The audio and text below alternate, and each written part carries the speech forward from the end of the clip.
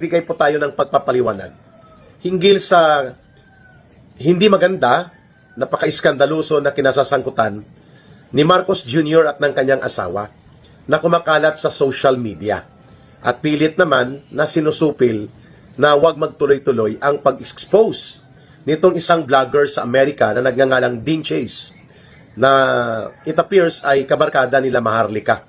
Kilala naman po natin si Miss Maharlika na isa ito sa mga kritiko na humahataw kay Marcos Jr., kay Lisa Araneta, at sa mga nangyayari sa Pilipinas. So itong Den Chase at sila Maharlika, may mga in-expose. Hindi ko na po i-detalye, pero it's something about sex scandal and sex videos. No? Sabi ko nga nang marinig ko at napansin ko ito, wow, nakiuso na rin si Marcos at si Lisa sa maraming mga sex scandal and sex videos. Pero hindi lang po ganun ang implikasyon nito. Mas mabigat at seryoso po ito, bagamat hindi ko i-detalye yung kung ano po yung sinasabi doon sa sex scandal, sex video. Tatlong bagay lang po nakita ko doon. Una, ang akusasyon ay nag-hire ng male prostitutes. Sila Lisa Araneta at Marcos Jr. o mga tinatawag na escorts. At ang isa ay nagkakahalaga di umano ng $40,000 o equivalent to 2.4 million pesos. At mayroong ipinakita na parang nag-i-interview itong si Dean Chase tungkol sa ganong escort service na suki na pala ito di umano nila Marcos, nila Lisa at nila Paulo Tantoco yung namayapa o namatay na allegedly ay dahil sa Amerika noong nakaraang taon na kinasasangkutan din ni Lisa Araneta ng mga iskandalo. So, malaking problema yan kung totoo. At malaking problema din kung hindi magpapaliwanag si Ginoong Marcos, di po ba? Sapagkat ang kanyang representation, whenever siya ay mayroon pong travel o mga konferensyang pang-internasyonal o pagpupulong na kasama ang ibang mga world leaders, bit-bit po niya ang imahe ng Republika ng Pilipinas. Hindi lamang ng Office of the Philippine President, kundi pati na po ang Republika ng Pilipinas. E kung may ganitong mga kumakalat na iskandalo na nag-hire kayo ng mga male prostitutes, ayon dito sa iskandalosong pagbubunyag nila Miss Maharlika at nila Dean Chase, bakit hindi magpaliwanag ang Malacanang o si Marcos mismo kung totoo ito o hindi? At kung hindi ito totoo, di kasuhan at habulin sila Miss Maharlika at sila Dean Chase para maibangon ang puri ninyo kung totoo na hindi ito tama at wala ito sa anumang hibla ng katotohanan. Mantakin nyo, inaakusa kayo na per male prostitute or male escort is $40,000. Eh ilan ba ang hinahire nyo? Makailang beses na ba ito? Kung totoo ito. Kasi wala po akong direct information hinggil dito. Kaya sina-challenge sila ngayon itong vlogger na si Dean Chase at sila Miss Maharlika, sina-challenge nila si Ginoong Marcos at itong si Lisa Araneta, ang asawa ni Marcos Jr., na magsampa ng kaso at gawin ang mga hakbang na legal kung sa tingin nila ay hindi totoo itong mga videos, itong viral materials na ito of allegedly groupie scandal and sex group scandal. So yun po, no? Sapagkat hindi pribadong tao si Ginoong Marcos. Bagamat ang asawa niya is not a public official officially, pero sakop na rin po siya ng tinatawag na first family. Dahil sila ang nagre-represent ng pamilya ng Pangulo ng bansa, so ang officiality of their personality ay kaakibat na rin ng opisina ng Pangulo dahil dugtong sila sa persona ni Marcos Jr. So kailangan magpaliwanag din si Lisa Araneta. So ang issue dito ay iskandalo na nadadamay po ang integridad at imahen ng ating Republika ng Pilipinas.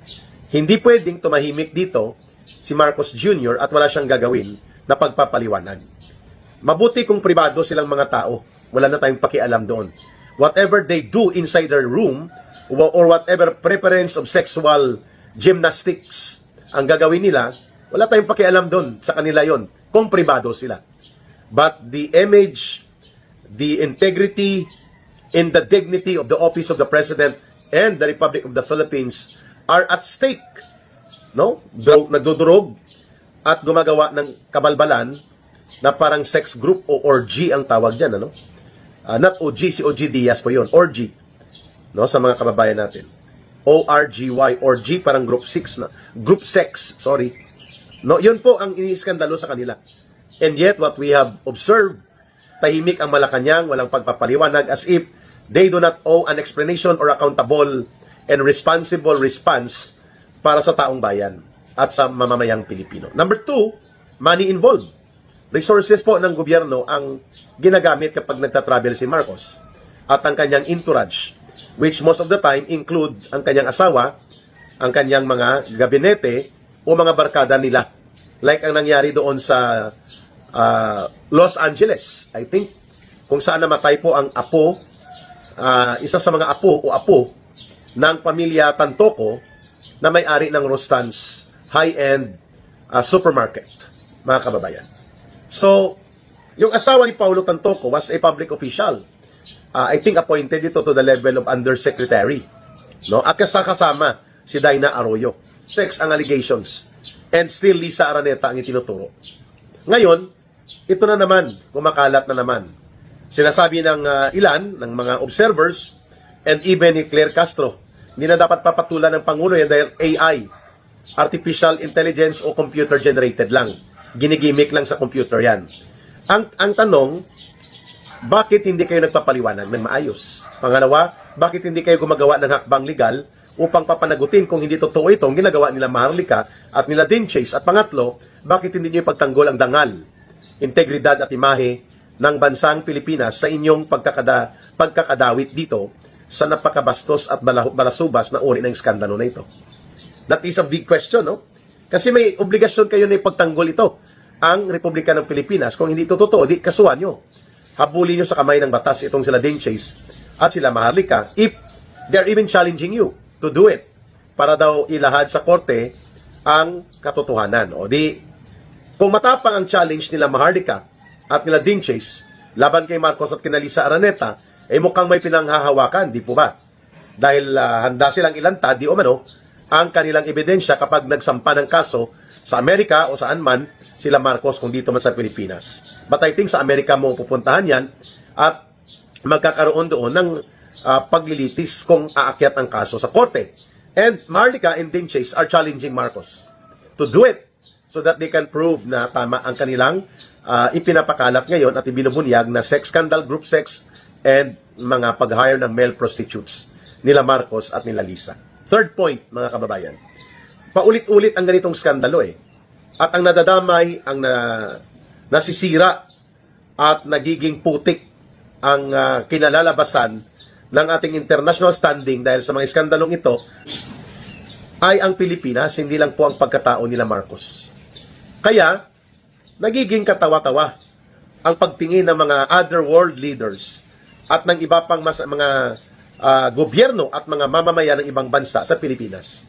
Kaya bagsak na bagsak ang ekonomiya ng Pilipinas dahil lugmok ang tourism industry.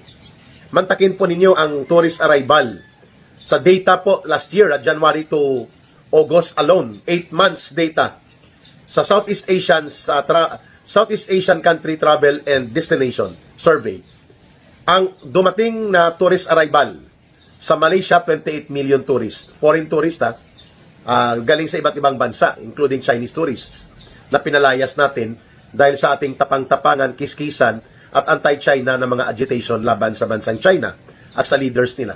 28 million tourists sa Malaysia, 21 million tourists sa Vietnam, 11 million tourists sa Singapore. Sa Indonesia, mga 13 million din ang turistang dumating. Sa Pilipinas, ilan lang po? 3.8 million. Naku, napag-iwanan tayo at naging kulela pagdating po sa tourism attraction. Why? Dahil katawa-tawa ang gobyernong ito. The biggest robbery of a government by the government itself. Ang nagnakaw gobyerno sa sarili niyang gobyerno. Sa flood control scandal alone, 1.4 trillion pesos ang itinuturo ng mga testimonya na minastermind ni Marcos at nila Romualdez kung bakit nawala at nakulimbat ang 1.4 trillion pesos. And we're talking only about the flood control projects.